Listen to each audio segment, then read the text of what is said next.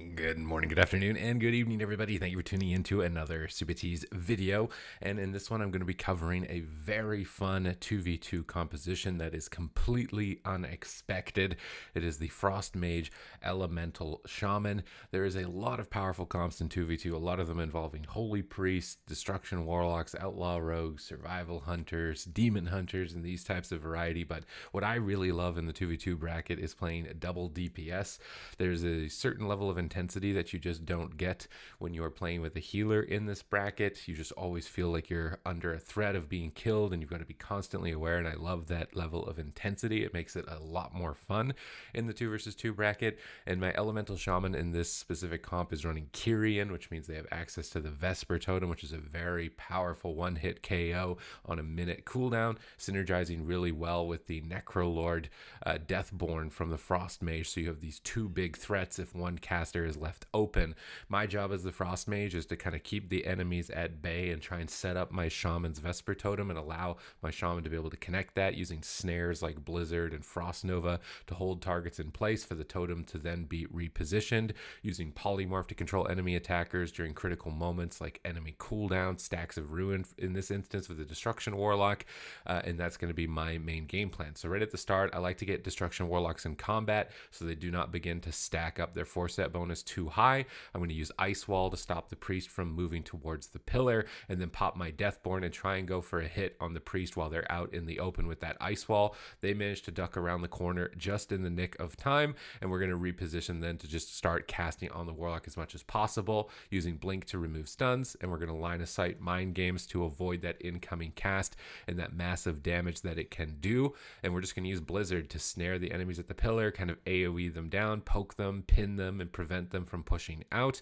Our Shaman moves forward to thunderstorm them off the pillar, so we're going to keep casting as many frost bolts as we can to stack up our legendary Slick Ice, so we can do a lot of devastating damage with Flurry and Ice Lance combos later on. But the enemies are pinned at the pillar because of our Deathborn, so we've just got to keep on focusing on AoEing, trying to reset Frozen Orb, trying to tank kicks. Here comes a double Chaos Bolt from the stacks of the Destruction Warlock, so I pre-alter time, anticipating that Chaos Bolt hit, which is going to then allow me to reposition to sheep the enemy healer to stop them from purging it, and then alter time back to a higher health margin and start going for damage onto the Destruction Warlock with my Frost Nova Ice Lance Shatter combos. Then we're going to drop a Blizzard Frozen Orb combo again onto the priest and the Warlock, stay at the pillar in line of sight while my Shaman recovers. And at this point, I'm kind of just waiting to see when my Shaman is going to launch the next Vesper Totem, and I'm going to want to use as many snares as possible, but keeping them contained like this so that they can't push out to kill the totem is important. And there the Sky Fury totem is down. We land a Cap Totem and move the totem in and manage to land a big hit of damage onto the Holy Priest, but the Holy Priest does respond with Guardian Spirit and Ray of Hope, so this is going to allow them to survive that, and it can be very difficult to cut through the amount of cooldowns. You've always got to go through a Dark Pact or a Guardian Spirit pretty much every Vesper Totem, so fishing through and finding opportunities outside of those cooldowns is going to be very important. Once we don't have the kill, it's time to start running away. My Deathborn isn't up for some time. I'm going to reposition, Fleshcraft, try and reset. While I'm resetting, I can go after the Warlock pet a bit as well. Definitely a good option. Here comes the double Chaos Bolt, because that purple Infernal is going to be called down. My Elemental Shaman grounds the Chaos Bolt at the pillar, so we can start line of sighting. I always love using my Frost Nova on the Blasphemies and the Infernals of Destruction Warlocks to try and keep them at bay at the pillar or just away from my teammates, and then use Blizzard Frozen Orb to snare the enemies at the pillar and just reposition and keep retreating, keep running, waiting for an opportunity, try and bait them out into the open before ultimately trying to go for the kill. It's just all about repositioning and getting the enemy in a good spot. Here the Priest is at a line of sight of the Warlock, so we're going to dump a bunch of damage with a Lightning Lasso into the Warlock, and this gets Unending Resolve. Again, getting cooldowns outside of that Vesper Totem window is very important. We're able to capitalize on that positioning just by snaring the enemy attackers and having them chase us into bad positions. Now I see my Shaman setting up the Vesper Totem, and we're going to reposition this with Sky Fury. I'm going after the pet currently while my Shaman just completely KOs the Warlock, and you can see that surprising amount of damage is going to catch a lot of people off guard. With this composition, I think we ended up going something like 14-0 in a row, 14 games in a row, wins, and maybe only 2 or 3 losses overall in this entire session. And this is a really kind of one of the first times I tried playing mage in twos.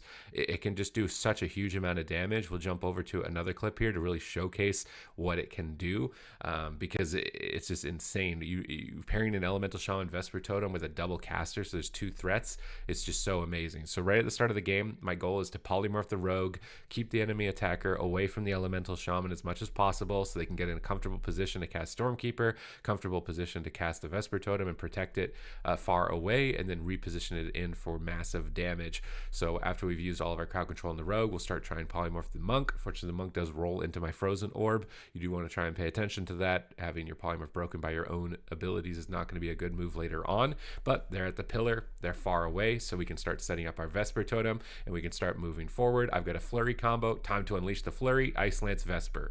And this Mistweaver, the life cocoon got buffed, but if you aren't able to use it fast enough on the target that needs it, that buff is not going to do too much. So we can just immediately eradicate players. There was one team that was really giving us trouble, and it was a Demon Hunter team that I'm curious to see if I can find the VOD for here specifically. It was this team.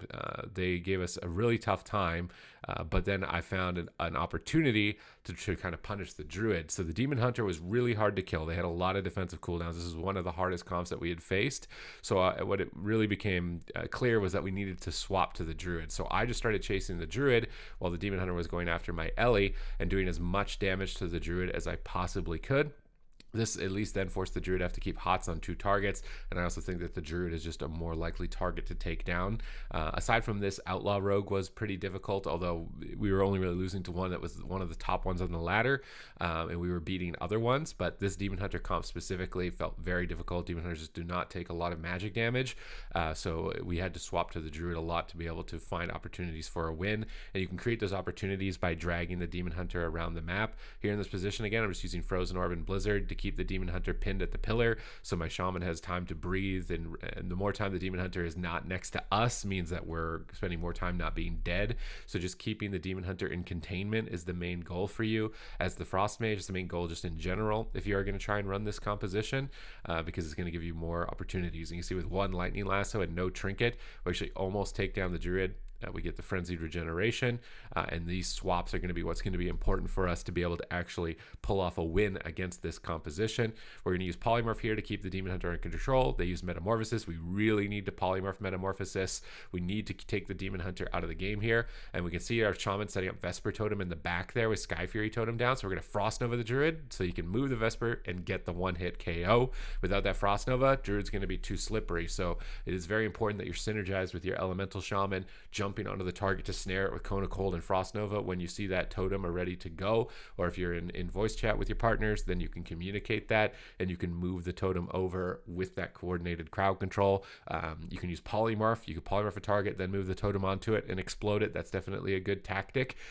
This was a really fun composition. I love double DPS comps. This is one that I've not yet seen anybody really try. So if you're interested in giving it a go, definitely do consider it. I just started picking up Frost Mage only a week ago, and I've been having a lot of fun with it. So if you're tired of those kind of meta comps and you want something different, you want to break from the mold, this is going to be a good one to try. Other than that, thank you very much for watching the video. If you'd like to join in with me live on my Gladiator Challenge, which is to get 2400 arena rating on every single class, twitch.tv/Supatease. And if you want to stay up to date with all of the changes that come to World of Warcraft, patch related, so you're not missing a beat, you're not going to fall behind and realize, oh, that nerf came through, that must be why I'm losing now. All of a sudden, hit the subscribe button here, because I do bring the patch note updates here basically in real time, so you'll never be behind the competition. Other than that, thank you very much for watching the video, and I will catch you in the next one.